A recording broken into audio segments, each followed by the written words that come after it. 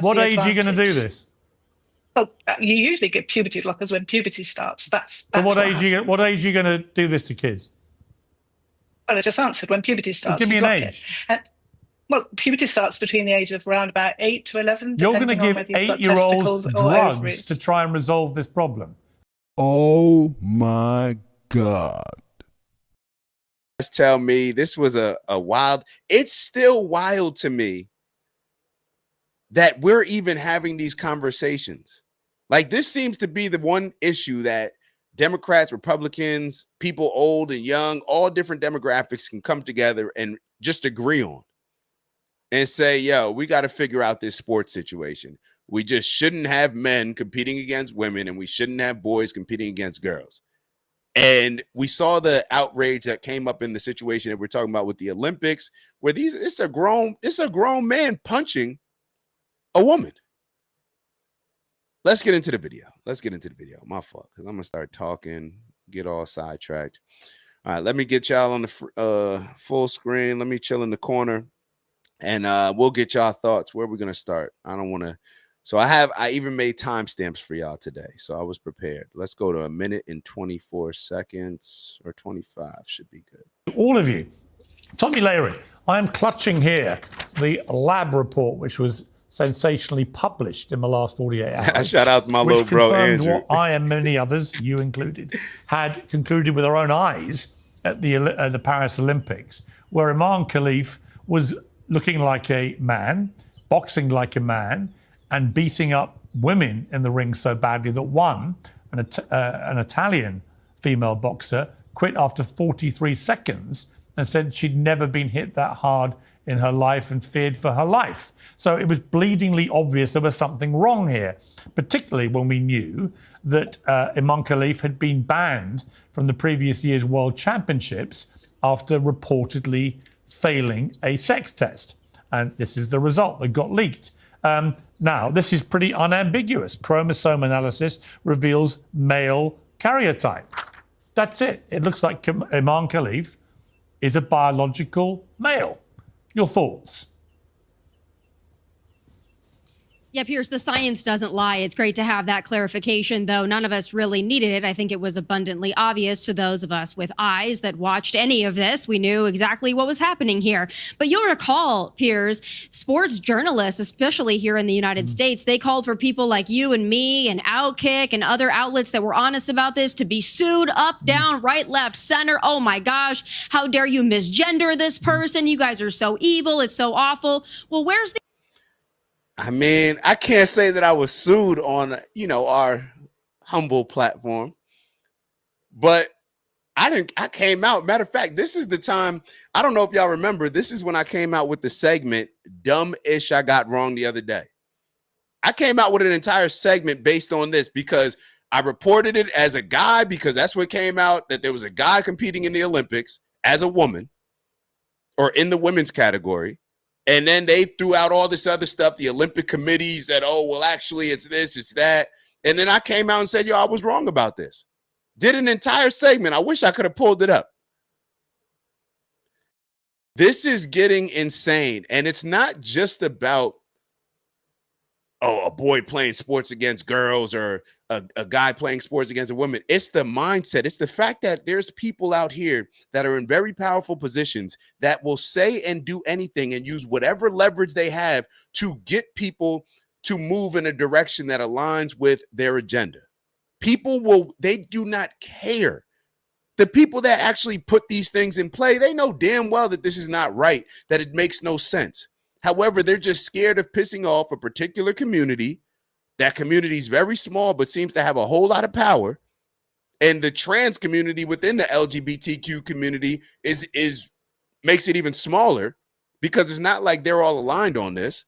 And you can't even say that the entire trans community is aligned on this. We've had Caitlyn Jenner, formerly Bruce Jenner. He was the first person to come out and say, like, yo, this is ridiculous. This is crazy. As somebody that competed at the highest level, they shouldn't be. You can't have guys competing against women. You can't have boys competing against girls. But these are the minds of the people that are making other decisions that actually are, well, I shouldn't say actually are, but impact us in other areas of our life as well. These are people that we trust, to make some of the most important decisions, and we can't agree on this. There's people that we can't agree on this particular topic, and these people are running for president. Gavin Newsom, he's in his own state saying that, hey, there's an issue of fairness. He received all this backlash from Democrats saying that he was just that he was offending the trans community, putting trans kids in danger, all this other stuff. And he's still allowing it in the state. Gavin Newsom has been running for president for I don't know how long. Gavin Newsom, imagine if he becomes president. That's people with access to nuclear buttons who can't even set the tone and stand on business when it comes to, hey, I don't want this boy competing against my daughter in sports. It's not fair. I don't want this grown man punching on this woman. We're supposed to be pro-women and all this other stuff, and shame on a lot of the women, because a lot of the women, y'all are the ones that are aligning with this BS. Let's keep going. And just so y'all are aware, this is a doctor, this lady right here, the first lady. She's a doctor as we go through this. So let's just continue. I wanted to skip ahead to, well, we'll let Tammy finish her sentence. Tammy, I forget what her name is. And then we'll skip ahead a little bit. The apology, because as we suspected, the biology test came out, and guess what? 100%, we got our answer. That's a dude. And we need to be very clear about all of this. There is no place for men in women's sports. If you are a man who thinks he is a woman, that's fine. You can dress up, you can wear makeup, live your life. I don't care. Until you infringe on women and girls, then we're going to put our foot down. Finally, here in the U.S., we have a president that's doing something about it. And I hope California, I know we're going to get to this with A.B. Hernandez, I hope California loses all of its federal funding. Enough is enough. No, I completely agree. Dr. Webley, I know you do not completely agree. So let me start by just asking you this question. Why, out of interest, why do we separate the sexes in the Olympics? Listen to this. It's a historical thing, isn't it? You know, that we have male and female categories. So, but but why This doctor was just asked why we separate men and women in the Olympics, a sporting event, obviously. And she said, because historically, we've had categories.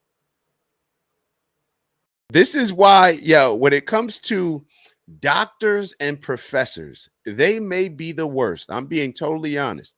And the reason why I say doctors and professors may be the worst is because those are some of the people that we hold in the highest regards. These doctors are in control. And not only do we hold them in high regards, but they impact us in such significant ways, either from a healthcare standpoint, in determining whether or not you can go under and have surgery, determining the trajectory of your health overall, determining whether or not you're going to put that jab in your arm. We hold them in the highest regards to make some of the most impactful decisions in our lives. And they are not driven by that Hippocratic oath that a lot of, especially people over 50, believe they are driven by. They do not care about anything but their reimbursements. And when I say they, I'm talking about the norm. There's exceptions. I work with some exceptions.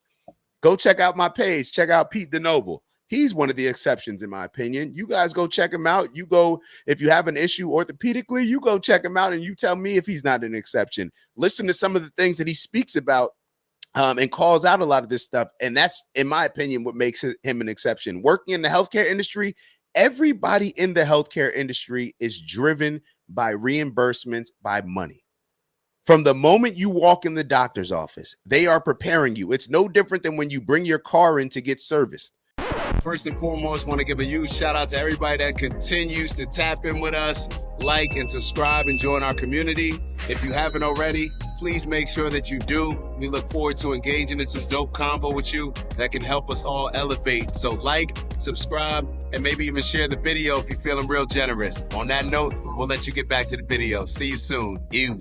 The entire service department, they're trying to make money off of you. They're trying to, hey, we're going to, fudge the numbers a little bit. Hey, you should probably get some new tires. Hey, you're going to need to get that axle fixed. Or, hey, you need an alignment. I saw that your car was pulling a little bit left. We know how it goes. This is how they make their money. The doctors are no different.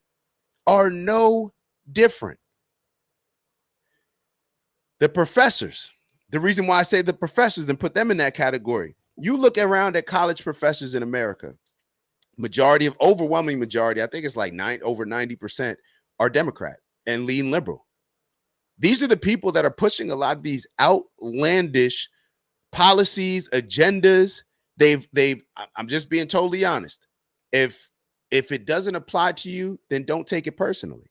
I'm not talking to you. But if it does apply to you, maybe you should question it internally rather than just getting upset. The majority of these professors, they don't have real world experience. They live in a bubble.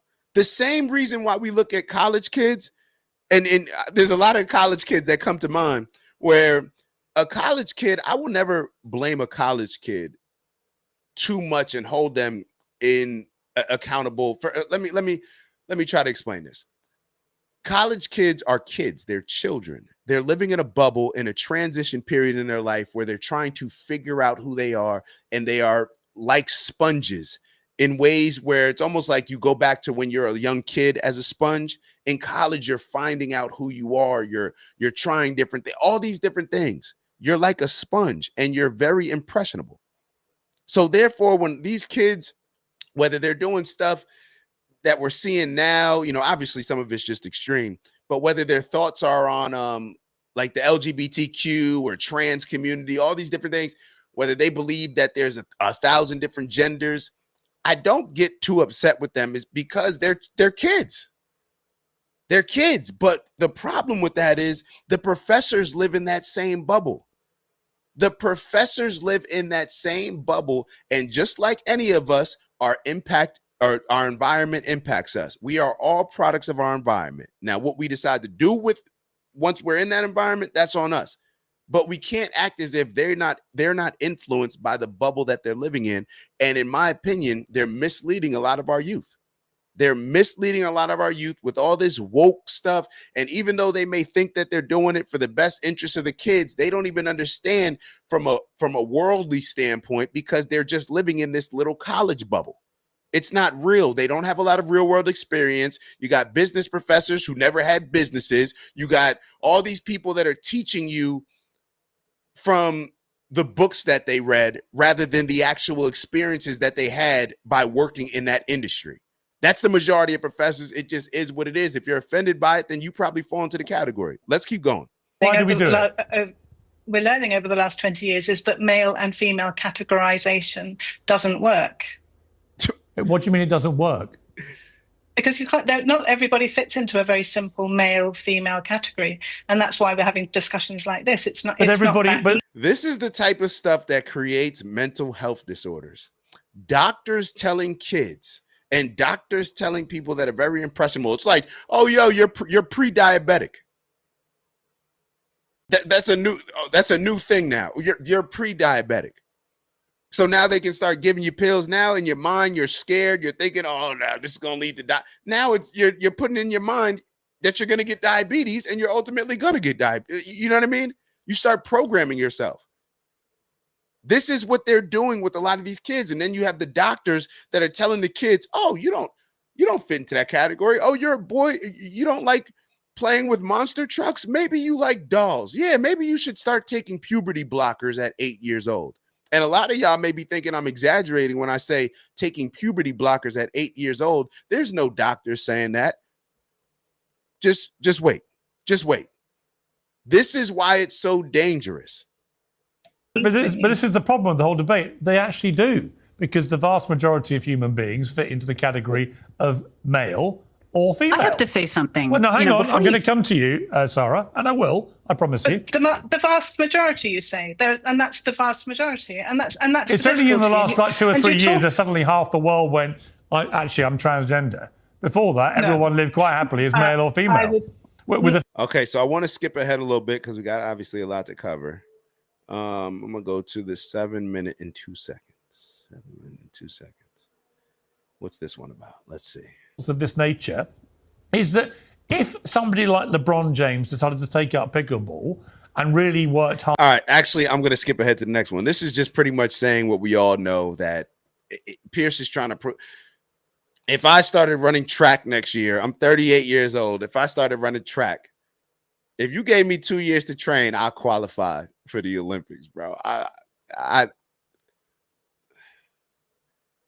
Will I qualify for the Olympics? I'll qualify. I'll do some damage in these world championships. I don't know about the Olympics, but I'll do some damage in these world champs. Matter of fact, yeah, like if I had 2 years to just strictly train, man, stop playing. Stop playing. Yeah, I could. Yeah, I'm confident in it. I'm confident in it. All right.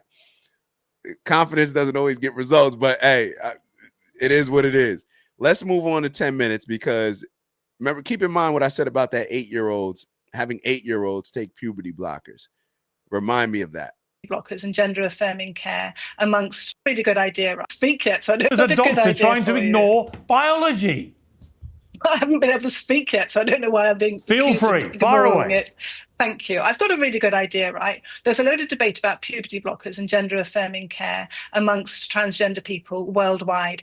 If we let transgender young people, transgender feminine young people, have access to the puberty blockers and gender affirming hormones that they are asking to have, then they wouldn't build that muscle mass, they wouldn't have increased skeletal size, and they wouldn't have. What age are you going to do this?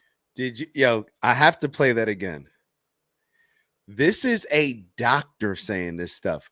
100, 200, 500, 1,000 years ago, people are going to be looking at this like this is pure evil. I'm looking at it like it's pure evil right now. Listen to what she just said. If you give kids the puberty blockers they want, if you give kids the candy they want, we don't even allow kids to eat candy freely whenever they want. Now you're okay with kids giving them puberty blockers that are going to change their bone structure, change their muscle structure, change all of these things and limit them.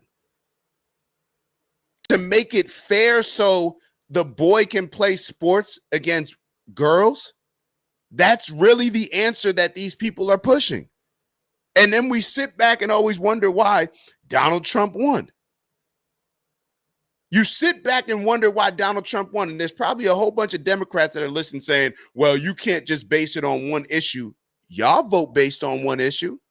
Whenever I talk to y'all, you agree with the Republicans for 8 out of 10 things, and then the 9 and the 10 are the threat of Trump getting rid of Social Security and Medicare. This is insanity. This is why I said the number one reason why I voted for Trump is because of culture. I've been saying this all along. Because of culture. The culture of us, how we look at doctors and how we get finessed into taking big pharma medicines rather than just eating regular food. What did Trump and RFK just put in? The same way that Trump took a lot of money from big pharma, he cut their profits and said, nah, y'all not taking advantage of America like this. There's no way that we're paying $200 for an Ozempic pill, and in Europe they're paying $8. Y'all aren't taking advantage of us. Thanks for the bread, but nah. What did RFK just push? Oh yeah, we're taking this jab from 2020 off of the CDC recommended list. We don't need to be giving people that, all the healthy people. So her sitting here saying, just listen again. Just listen again. My fault. I don't want to go off on too much of a tangent. Listen to what she's saying. Listen to what she's suggesting. Good idea, right? There's a load of debate about puberty blockers and gender-affirming care amongst transgender people worldwide. If we let transgender young people, transgender feminine young people, have access to the puberty blockers and gender-affirming hormones that they are asking to have, then they wouldn't build that muscle mass, they wouldn't have increased skeletal size, and they wouldn't have. What age are you going to do this? Well, you usually get puberty blockers when puberty starts. That's so what age are you going to do this to kids? Well, I just answered when puberty starts. So give me an age. Well, puberty starts between the age of around about 8 to 11. You're going to give 8-year-olds drugs to try and resolve this problem.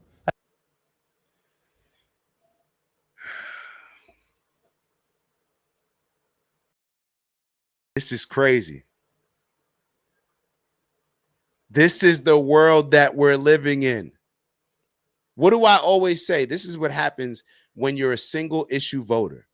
When you're a single issue voter and you think that you could just sit back and say, I only voted for Kamala Harris because of my Social Security, and I don't care if I'm aligning myself with all of this other crazy woke nonsense that's being pushed by the Democrats and liberals. That's how they push it through, because they know that, okay, we're just going to, even if we do something here, we can have something crazy extreme over here, but these people aren't going to even look at that. They'll just vote based on this. You're giving the okay for your people, for your vote to go towards this craziness, which is what I've always said. When it comes to Donald Trump, I voted for Donald Trump. Hold me accountable for everything that Donald Trump does. It's a comprehensive approach. You have to look at the whole picture. I can't sit here and say, oh, I just like that. And now if Trump does something wild in the other area, I could just put my hands up and say I had nothing to do with it. No, I have to be held accountable for what my vote went towards overall. And then you look at the big picture, and hopefully whoever you're voting for, me in my case, hopefully when I look at the end of these 4 years and beyond, I can sit back and say, you know what? Overall, I felt good that I was okay with the outcome. I was satisfied with the outcome. Now, I may not look at it like that. I may not look at it like that. But you know who never looks at it like that? You're never going to look at it like that if you're only a single issue voter, because you're just going to say, oh, I'm not even looking at the other stuff. I'm just looking at this. So you're never even going to consider whether your vote went towards things that are positive overall compared to negative. You're never even going to do those things, because the only thing you're worried about is this one particular issue. So you get hung up on that. They know that they can sell you on that, and therefore they can throw in all these other different things that they can sell other people on in order to win their votes. We got to do better. We got to do better. Let's move on from this. We already spent enough time on this. Let's move on. And Vons, I see your comment. Vons wrote, I couldn't vote. The candidates suck. If you feel that way, everybody's got to be okay with the decision that they're making. Everybody just got to be okay with the decision that they're making. The only thing that I ask, I can't tell anybody anything. The only thing that I ask is that you don't look at just one thing. You don't just get caught up on, oh, Trump's moving Project 2025. Project 2025 is going to put us in chains and shackles. You never read Project 2025. It didn't do any of those things. It didn't say any of those things as far as what I read. Maybe I missed that part. Now, I didn't read the whole thing. I read about 150 pages of it, but y'all know what I'm saying. Let's move on. It's Dak. Just want to thank you for checking out our video and visiting the OG Network. If you enjoyed the video, please make sure that you give us a like. And if you're looking to join a community of inspired individuals striving for purposeful abundance, subscribe. And if you're feeling real generous, share the video with some friends and family. All right, I'll see y'all soon.